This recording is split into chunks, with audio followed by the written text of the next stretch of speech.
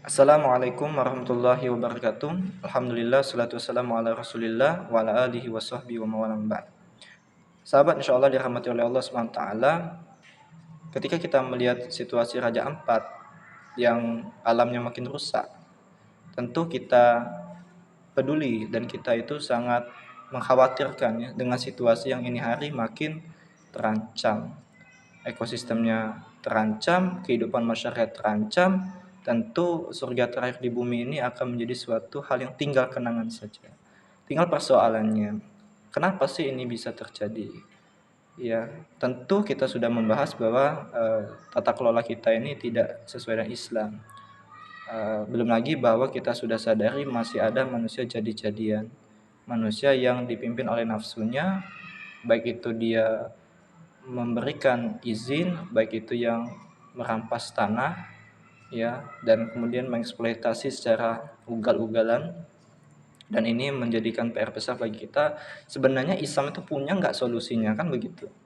Nah, tahu nggak bahwa Islam ini adalah agama sekaligus sebuah aturan kehidupan. Islam itu bukan cuma mengajarkan sholat, Islam juga mengajarkan tentang konsep eh, yang lain, misalnya tentang politik, ekonomi, pergaulan, pendidikan, dan hukum gitu ya, termasuk juga akhlak, makanan, pakaian, dan akhlak tadi ya. Di samping juga ada aturan-aturan ibadah lainnya. Nah, tentu Islam itu mampu memberikan solusi atas persoalan ini. Nah, kalau kita perhatikan kerusakan alam yang terjadi di Raja Ampat akibat manusia jadi-jadian, dan ini akibat pemahaman manusia yang tidak tepat gitu tentang konsep kepemilikan. Jadi masih ada ternyata di tengah-tengah kita masih belum memahami bahwa di dalam Islam ada yang namanya konsep kepemilikan.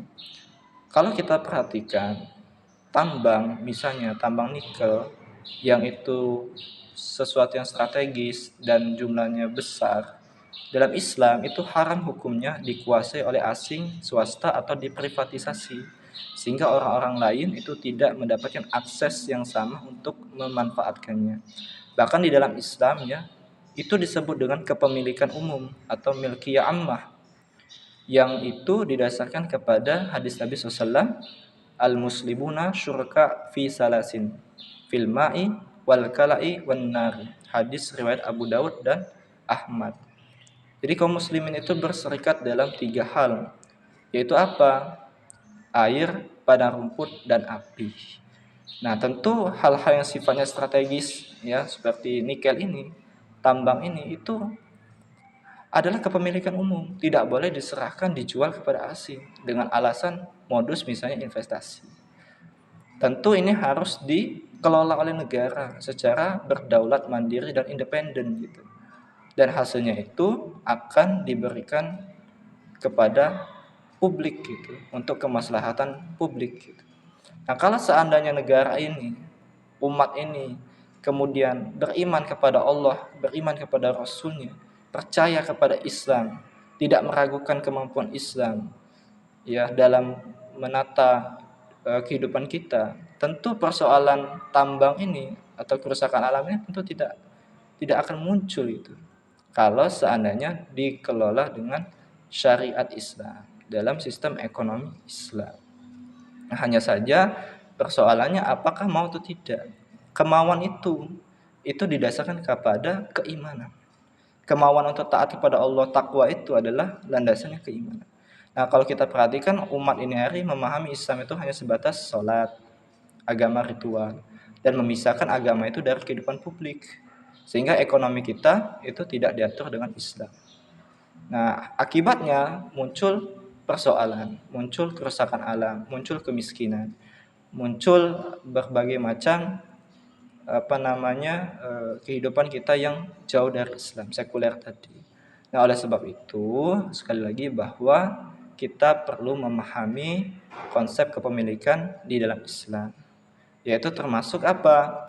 Meyakini bahwa kalau kita taat pada Allah pasti kita bahagia. Kalau kita mengambil syariat Islam termasuk dalam konsep kepemilikan ini untuk diterapkan di dalam kehidupan, tentu kita akan selamat.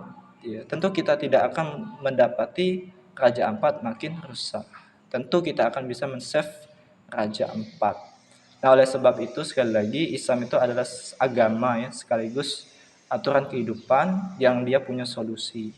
Inilah cara Islam mengelola kepemilikan. Kalau seandainya konsep kepemilikan Islam ini diamalkan oleh umat, bahkan oleh negara, tentu hidup kita akan barokah.